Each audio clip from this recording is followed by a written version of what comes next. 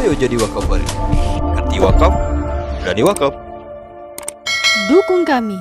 Subscribe, like, comment, and share. Worldview itu adalah sebuah akumulasi. Nah, strukturnya seperti apa bangunannya? Bangunannya harus seperti begini. Jadi konsep Tuhan adalah sangat asasi di dalam worldview Islam. Kita di dalam worldview ini kita bicara konsep, makna-makna dari segala sesuatu, makna hidup, makna dunia, makna harta, makna manusia, nilai moral. Ini yang asasi sekali, dan itu ya tidak bisa dilepaskan dari konsep Tuhan. Kalau kita bicara kehidupan, kita harus mengkaitkan kehidupan ini dengan Tuhan. Apa kata Allah mengenai kehidupan ini? Wa mal hayatud dunya illa la'ibun wa lahu. Misalnya, itu firman Allah. Apa namanya? Arti manusia.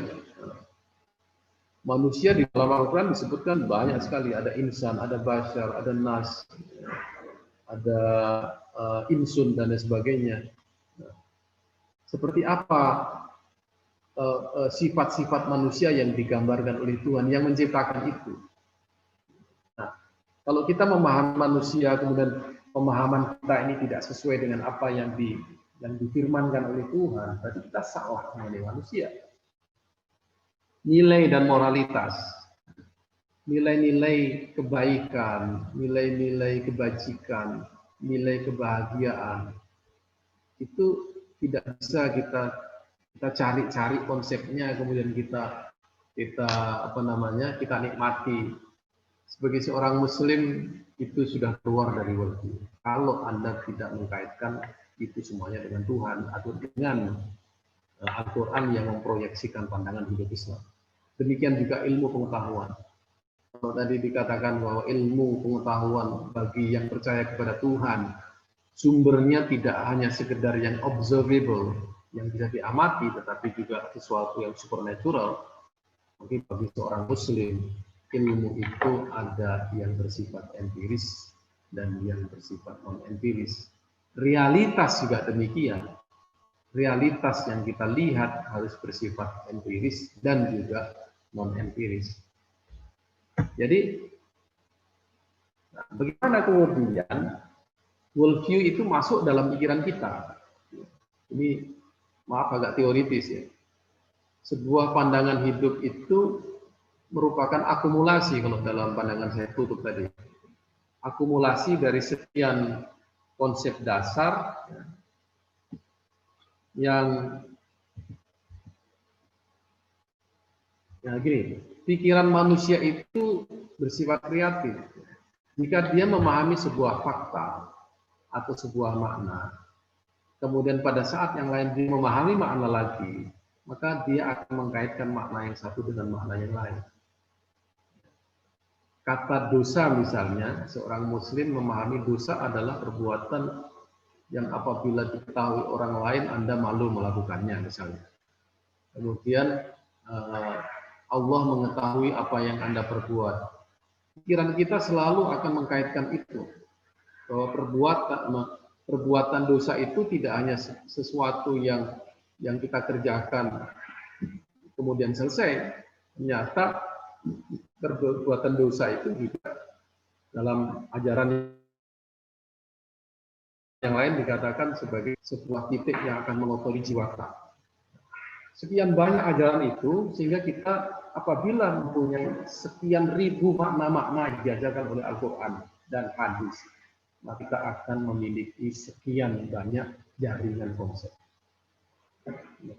Maka itulah yang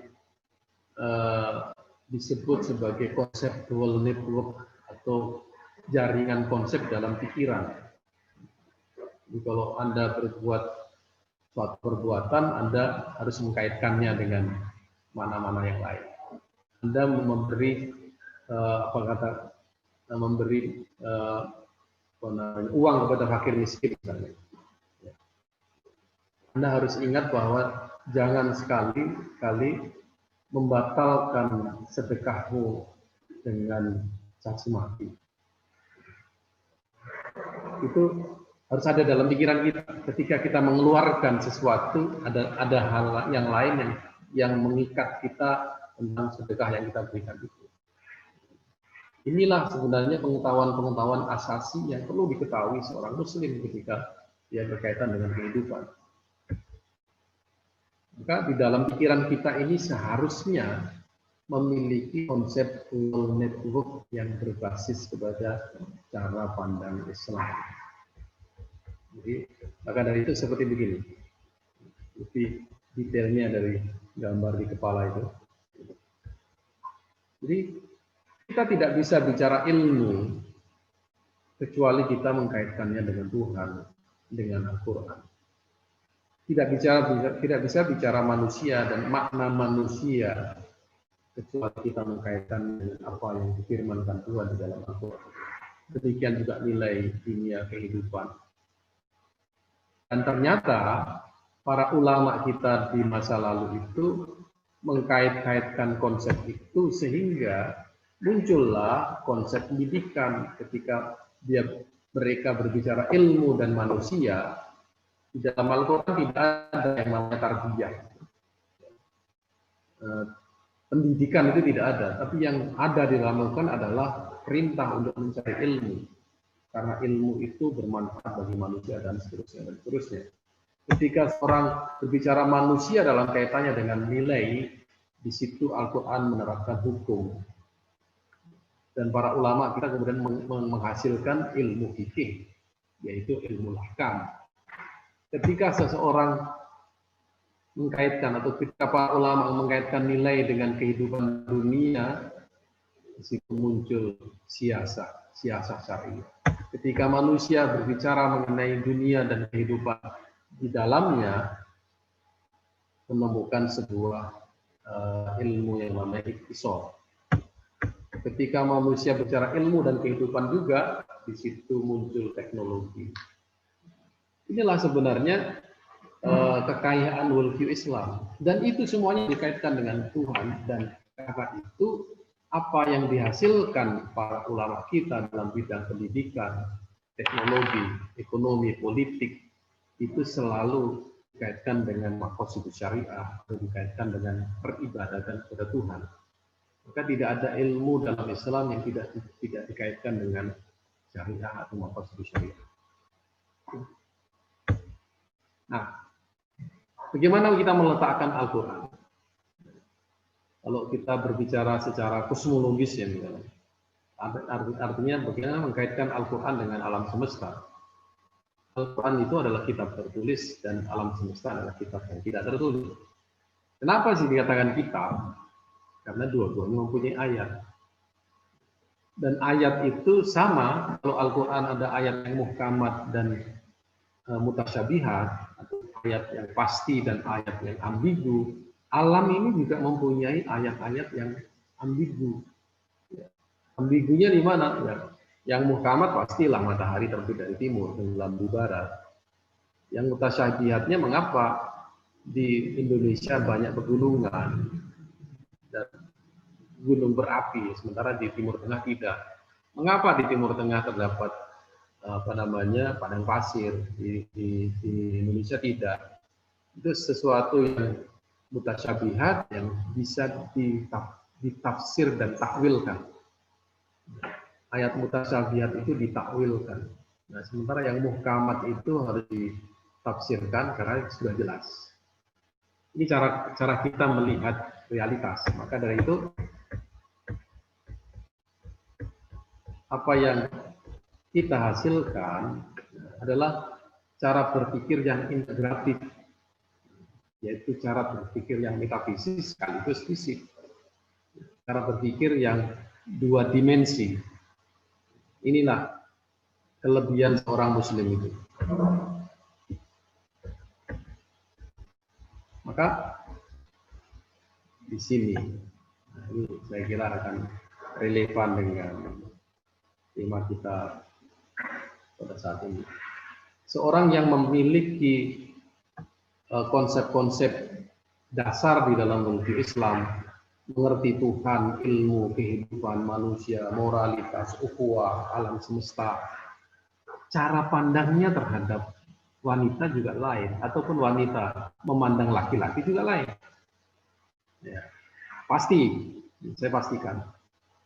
Tidak ada ceritanya seorang yang mempunyai worldview Islam memutilasi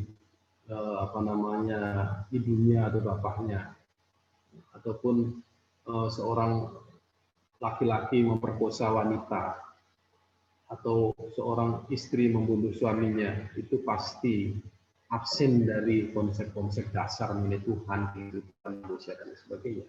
Di sini letaknya. Demikian juga makanan dan minuman. Orang yang tidak percaya kepada Tuhan, dia nggak percaya halal haram itu. Makanan yang halal itu seperti apa, bagaimana cara memperolehnya, bagaimana mengeluarkannya. Di dalam makanan tidak ada tanda bahwa itu adalah halal. Halal itu adalah metafisis.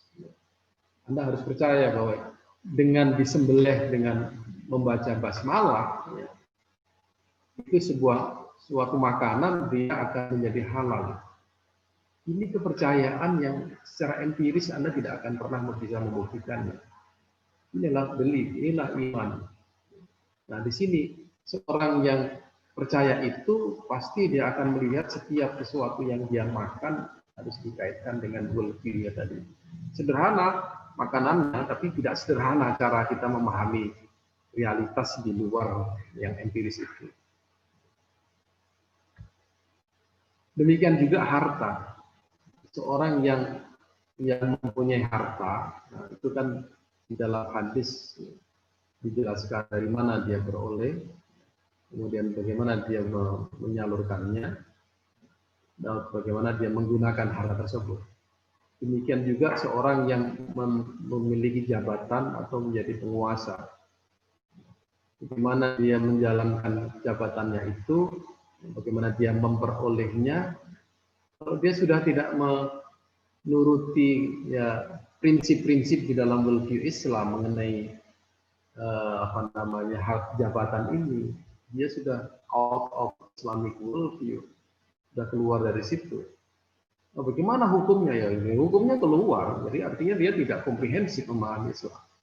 Demikian juga kalau kita berpikir bahwa anak-anak dalam kehidupan sebuah rumah tangga adalah beban, misalnya istri menjadi beban suami, suami menjadi beban istri, berarti orang yang seperti ini adalah orang yang loss of Islamic worldview.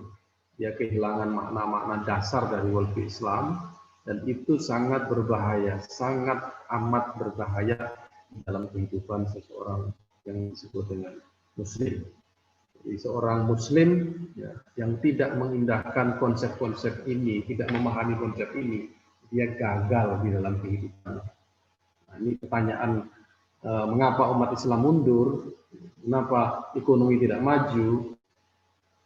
Jawaban saya paling simple, karena worldview mereka belum sepenuhnya berdasarkan konsep-konsep di dalam Islam. Nah, belum lagi kita menjalankan Islam yang begitu lengkap, kita sudah menghadapi tantangan. Tantangan kita adalah peradaban asing atau peradaban Barat yang memiliki worldview yang berbeda dengan Islam. Di mana letak perbedaannya itu? Mereka tidak bertuhan. Agama bagi mereka adalah sesuatu yang mengganggu. Manusia bagi mereka tidak ada harganya, misalnya. Dunia ini adalah sebuah tempat untuk mencari kekayaan sebanyak-banyaknya, ilmu, politik, wanita, dan lain sebagainya.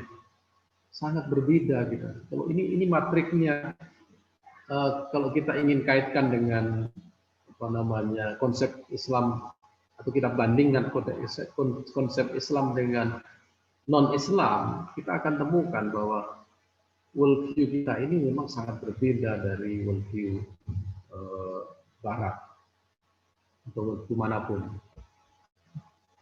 Kenapa? Di sini letaknya.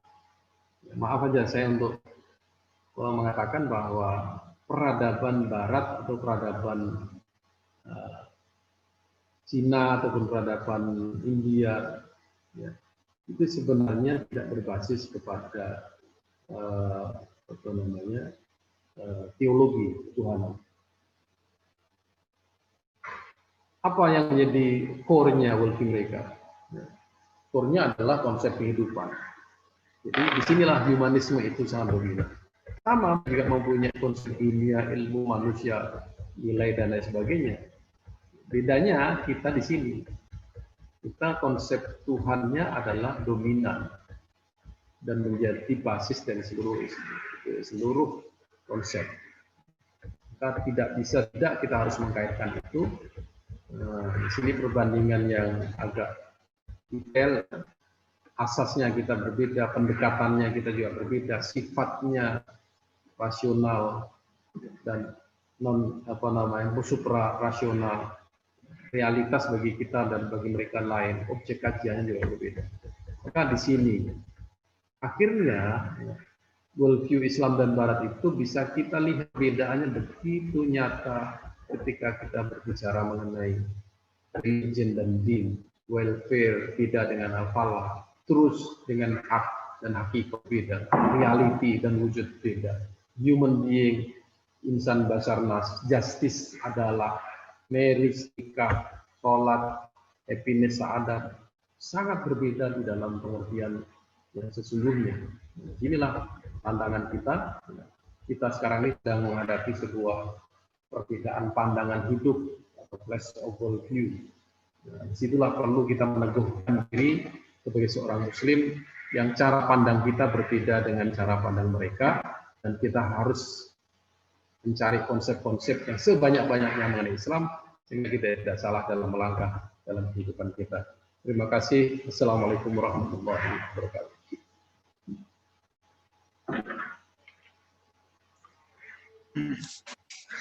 Alhamdulillah, sudah kita dengarkan pemaparan dari Al-Ustadz Associate Profesor Dr. Hamid Fahmi Zarkashi. Di sini, alhamdulillah, sangat banyak sekali sudah masuk pertanyaan di chat box dari panitia. Ini Ustadz, kami akan memaparkan sedikit beberapa pertanyaan dari peserta. Ada kurang lebih sekitar 9 pertanyaannya sudah masuk di chat box kami. Yang pertama adalah dari Muhammad Rifki Ariza, Ustaz, yaitu BMT Fastabik Pati. Beliau pertanyaannya adalah, beliau mengatakan bahwa kemungkinan definisi worldview menurut Naqib Al-Atas sangat filosofis dengan landasan ilmu kalam Asy'ari yang kuat. Jadi pertanyaannya, khususnya ilmu-ilmu penopang kalam, salah satunya berbasis ilmu umur ammah, menurut Muhammad Rifki Ariza, Ustaz. Jadi pertanyaannya adalah, apakah wujud yang disinggung oleh Syekh Naqib Al-Atas dan bagaimana cangkupan lebih detail, Ustaz? Nah, apakah sudah ada worldview Islam ya dalam perspektif mazhab Asy'ari, Ustaz? Mungkin bisa antum langsung jawab, Ustaz. Baik, ya, itu pertanyaan yang terlalu filosofis, ya, menurut saya tidak relevan untuk sekarang ini kita bicara filsafatnya.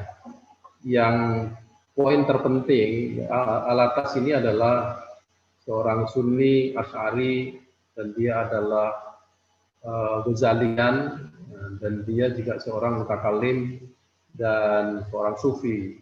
Dan ini semuanya, tiga-tiganya ini ada di dalam tradisi Asy'ari Ahlussunnah wal Jamaah. Kaitannya bagaimana? Nggak usah bicara kita wujud dalam pengertian umur ammah. Cara pandang kita terhadap realitas, cara pandang dari realitas tidak perlu filosofi. Cara kita melihat segala sesuatu itu dikaitkan dengan prinsip kebenaran di dalam Islam. Itu aja, sesimpel itu. Selama ini orang melihat segala sesuatu itu tidak berbasis itu. Basisnya ekonomi, basisnya adalah politik, basisnya adalah kehidupan realitas sosial dan lain sebagainya. Ya. Seperti misalnya ada upaya menutup lokalisasi di Surabaya misalnya. Masih ada orang yang, karena itu adalah sesuatu yang berbau maksiat, masih ada orang yang membela misalnya, itu orang-orang yang menjadi PSK adalah orang-orang yang tidak bersalah karena dia korban ekonomi. Jadi janganlah ditutup dengan cara seperti begitu. Jadi dia tidak melihat itu sebagai bagian dari pelanggaran syariah. Dia hanya melihat secara umum bahwa itu secara manusiawi tidak fair kalau kita menutup lokalisasi. Nah, cara pandang yang seperti ini menurut saya, ya, cara pandang yang tidak berbasis kepada worldview Islam, tidak berbasis syariah, tidak berbasis akidah. Mestinya dia komprehensif, dia menyelesaikan praktek maksiat itu atau memberhentikannya, tetapi juga memberi solusi. Bukan kemudian kita tidak menyalahkan orang yang melakukan perbuatan maksiat itu karena kita korban ekonomi. Ini cara pandang yang seperti begini ya salah.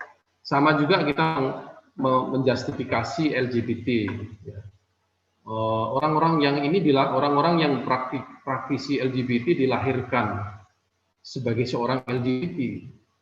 Oleh sebab itu kita harus memberi hak dia untuk melakukan praktek-praktek itu. Ini cara pandang yang seperti ini jelas salah. Tidak ada orang dilahirkan sebagai seorang yang berperilaku LGBT. LGBT itu adalah gaya hidup. Seorang Muslim ya, itu sudah jelas diciptakan laki dan perempuan, ya, supaya mereka berkembang biak, mempunyai anak keturunan. Tidak ada prinsip-prinsip pernikahan sejenis di dalam Al-Quran. Ini kan sudah muhkamat. Nah, cara pandang kita terhadap perilaku itu ya di kalangan Muslim sendiri masih salah. Mereka membiarkan, memberi kebebasan dia karena dia seorang manusia, dan karena dia seorang manusia maka dia harus kita hargai. Penghargaan ini yang menurut saya bertentangan dengan worldview Islam. Yang lain? Pertanyaan berikutnya, Ustaz. Pertanyaan berikutnya adalah dua pertanyaan yang hampir sama konteksnya, yaitu dari Bapak Iswayudi Mukhlis Akiel. Pertanyaan beliau adalah, sebagai sesama Muslim, apa yang membedakan antara worldview orang Islam yang liberal dengan kita? Ini pertanyaan yang hampir sama yang diaturkan oleh Dr. Mutawali SE dari Dr. Mutawali. Pertanyaan beliau adalah, bagi saya Tuhan semua agama itu adalah satu, hanya namanya berbeda-beda. Ini pendapat yang benar atau salah? Mungkin bisa antum jawab saat dua pertanyaan ini hampir sama ini. Itu pertanyaan postes itu. Ya, orang yang berpikir liberal itu sebenarnya kalau kita teliti lebih detail adalah orang-orang yang melanggar muhkamat. Jadi menjadikan yang muhkamat itu mutasyabihat, yang menjadikan mutasyabihat muhkamat. Ini cirinya. Nah, itu melanggar prinsip-prinsip sawabit tadi di dalam Islam. Seperti misalnya pembagian waris, ya, lidzakari mislu hadzil unsayain, itu bagi ulama semuanya adalah sawabit, itu adalah muhkamat. Tapi bagi orang feminis liberal, nah, itu adalah sesuatu yang bisa berubah sesuai dengan perubahan zaman. Nah, di sini dia tidak melihat konteks mawaris itu dalam kaitan dengan seorang laki-laki dalam sebuah rumah tangga, kemudian dalam struktur. Dan ternyata memang ya, di dalam ilmu mawaris itu laki-laki tidak diuntungkan sebagaimana ayat itu. Lebih banyak mawaris itu pro kepada wanita. Dia melihat hanya satu ayat, tidak komprehensif. Ya. Kemudian prinsip yang mengatakan dalam Al-Quran ar-rijal qawwamuna 'alan nisa itu juga sawabit ditentang lagi. harus berubah karena sekarang ini zamannya kita persamaan equality. Di situ dia sudah melanggar prinsip Islam bahwa ar-rijal qawwamuna 'alan nisa wa bima faddalallahu ba'dahum 'ala ba'din wa bima anfaqu. Bukan karena seberapa banyak dia menafkahkan itu dialah yang akan menjadi pemimpin, bukan. Sebagai tanggung jawab laki-laki menjadi seorang pemimpin bagi wanita. Karena nanti dia akan menjaga ibunya, dia akan menjaga adik-adiknya. Itu nafkah bagi dia, bukan materi. Anak laki-laki itu ya mempunyai tanggung jawab untuk memelihara orang tuanya. Tapi orang perempuan, dia harus berbakti kepada suaminya. Beda. Seorang yang sudah menikah, wanita, dia tidak bertanggung jawab lagi pada ibunya seperti dia bertanggung seorang laki-laki bertanggung jawab pada ibunya. Beda. Nah, di situ wabimaan fakunya ada di situ. Jadi dia dilebihkan karena punya tanggung jawab untuk memberi nafkah. Nah, kemudian yang Tuhan semua agama sama, nah itu kalau kita mau bicara konsep setiap Tuhan itu berbeda-beda. Bagaimana Anda bisa mengatakan sama apabila konsepnya beda? Ya. Yang namanya apel aja ya. Apel itu namanya satu. Bentuknya berbeda-beda. Sekarang kalau kita katakan bahwa semua apel sama, itu juga salah. Karena ada warna merah, ada yang warna agak kekuningan, ada warna hijau. Nah, itu perbedaan itu tidak menunjukkan sebuah kesatuan. Beda kan? Realitasnya beda. Kalau ada Tuhan yang tidak bisa melakukan penciptaan langit dan bumi, kemudian ada Tuhan lagi yang tidak bisa tersentuh oleh manusia dengan doa-doanya, dengan Tuhan yang maha memberi rezeki, itu beda kan anunya? Beda apa tidak? Kan beda kemampuannya. Kalau beda kemampuan, kenapa disebut satu? Berarti pemahaman yang satu ini salah. Berarti bukan Tuhan itu. Tuhan yang Anda maksud salah, bukan Tuhan yang kami maksud, kan begitu. Jadi tidak sama. Namanya berbeda, ya memang berbeda. Konsepnya berbeda, realitasnya berbeda nggak? Pasti berbeda. Cuma masalahnya ada nggak realitas Tuhan yang digambarkan itu memang ada betul-betul. Oke, terus. Oke, Ustaz. Mungkin untuk soal yang berikutnya, karena kita batasi sampai 9.55, Ustaz. Yaitu dari Asep Maulana dari Universitas Erlangga, Ustaz. Pertanyaan beliau adalah bagaimana Islamic world orang menyalahartikan zuhud. Contoh ada masyarakat yang kehidupannya hanya zikir saja, mereka tidak kerja, mereka percaya hanya dengan zikir mereka bisa hidup. Padahal di sisi lain mereka ada tanggung jawab sebagai khilafah di bumi ini, seperti khilafah di keluarganya dengan memberi nafkah. Monggo, Ustaz. Ya. Oh, sudah tentu di situ pandangan dia terhadap kehidupan ini kurang. Saya tidak mengatakan salah. Dia tidak berpikir tanggung jawabnya sebagai katakanlah kepala keluarga, tanggung jawabnya terhadap amar ma'ruf nahi mungkar. Dia hanya memikirkan hubungan dia dengan Tuhan. Orang yang seperti ini ya dalam kaitannya dengan makomul Islam tadi itu, dia tidak lebih tinggi daripada seorang yang alim. Ini seorang disebut dengan al-arif billah. Orang yang mencapai ma'rifatullah ya, itu melalui jalan ilmu muamalah. Jadi dengan amal-amalnya dia mencapai ma'rifatullah, tetapi tingkatnya, derajatnya tidak setinggi orang yang innalladzina amanu minkum walladzina utul ilma darajat, ya. Tidak setinggi itu derajatnya. Tetapi ini tidak salah, ya. Tapi dia tidak lebih tinggi daripada orang-orang yang mempunyai ilmu pengetahuan, dia kemudian ilmunya diamalkan, dengan amalnya itu dia menciptakan sekian banyak amal sosial, di situ pahalanya sangat tinggi. Nah, itulah cara kita berislam, ya, itu harus disiasati bagaimana supaya kita mendapatkan pahala yang sebanyak-banyaknya, ataupun kita mendekat dengan Allah dengan cara yang lebih baik daripada hanya sekedar sifatnya individual. Terus? Ustaz, mungkin ada bisa 2 pertanyaan lagi. Oke, Itu silakan. pertanyaan sebelum terakhir, yaitu adalah dari Heldi Yuwana, yaitu SIT Ibnu Hajar Balikpapan, Ustaz. Yaitu pertanyaannya beliau adalah, apakah benar pandangan hidup harus seimbang 50%, dunia 50%, dan akhirat 50%, atau lebih mendahulukan akhirat? Mungkin bisa antum langsung jawab. Ya, bagi saya tidak ada dikotomi itu.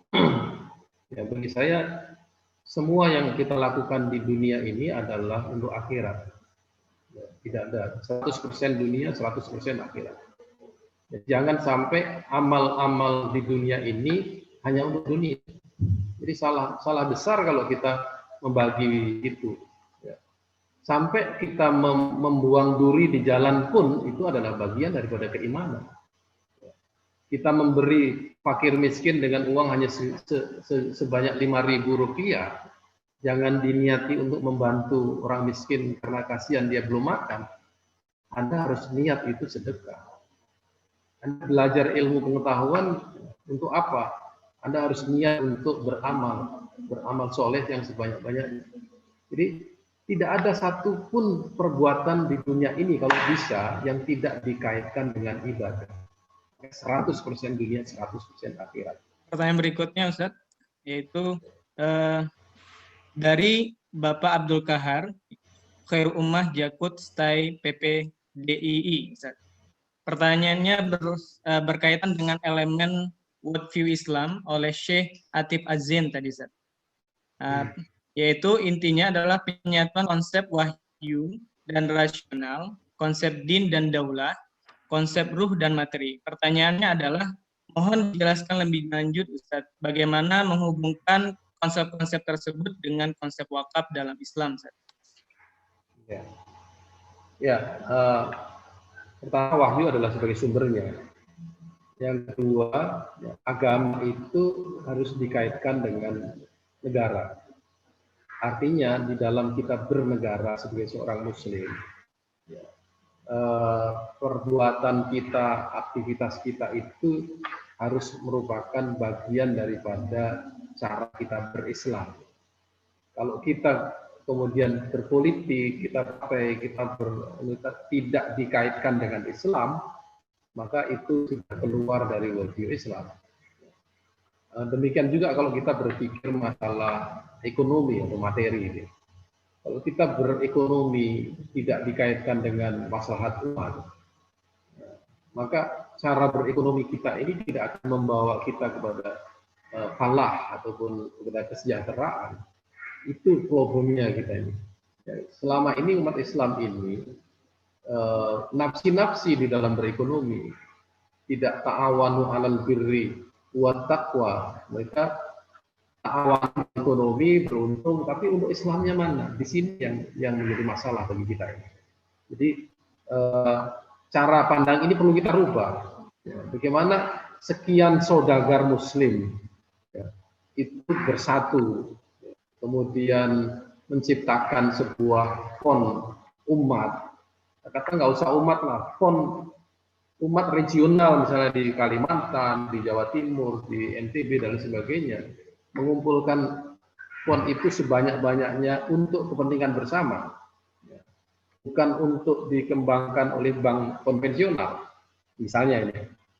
Kalau kita ingin berpikir bagaimana berislam secara sosial dan politik dan ekonomi, maka cara kita harus mengkaitkan itu semuanya. Nah, menyadarkan para pedagang, para saudagar, para orang kaya kembali ke dalam worldview Islam ini adalah pekerjaan yang harus dimulai dari sekarang. Banyak orang yang masih mengatakan bahwa tidak beda antara bank konvensional dengan bank syariah itu. Cuma beda tipis saja di dalam transaksinya. Namanya beda aja. Ini worldview-nya masalah ini. Worldview dalam pengertian ukhuwah, pengertian materi, pengertian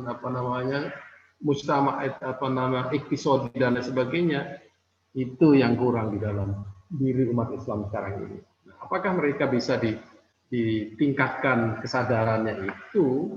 Kalau bisa ditingkatkan, saya kira sangat mudah kita untuk menggalang sebuah kekuatan ekonomi dan kekuatan politik, ya, bahkan mungkin juga kekuatan gerakan sosial yang itu merupakan sebuah moral cost bagi masyarakat yang lain. Jadi orang Islam itu nampak sebagai sebuah komunitas yang soleh, yang bagus, yang solid, yang toleran, dan mereka adalah orang-orang yang taat beribadah, dan itu merupakan contoh bagi masyarakat dan umat yang lain. Ini sebenarnya yang seharusnya kita lakukan secara sosial dan politik. Baik, Ustaz. Dikarenakan waktu yang membatasi kita, Ustaz, mungkin banyak pertanyaan yang masih belum dijawab, Ustaz. Kami minta izin nanti pertanyaan-pertanyaan ini kami sampaikan ke Antum, kemudian nanti Silakan. akan kami forward ke peserta, begitu, Ustaz? Ya, silakan. Baik, mungkin dapat kami simpulkan dari sesi kedua ini, yaitu Islamic Worldview 2, yaitu yang disampaikan oleh Associate Professor Dr. Hamid Fahmi Zarkashi, MA, DMPhil, yaitu terkait dengan bagaimana ciri, konsep, elemen worldview Islam itu sendiri. Yaitu yang bisa kita simpulkan adalah worldview Islam merupakan cara pandang seorang Muslim yang mencangkup aspek batin, aspek jasad secara menyeluruh atas realitas dan kebenaran.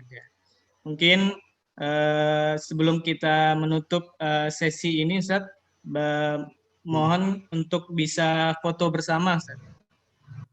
Oke. Jadi bagi peserta mohon untuk mengaktifkan videonya untuk bisa berfoto bersama. Untuk wajah Al-Ustadz belum nampak, Ustaz. Mungkin bagi peserta yang belum mengaktifkan videonya, mohon diaktifkan.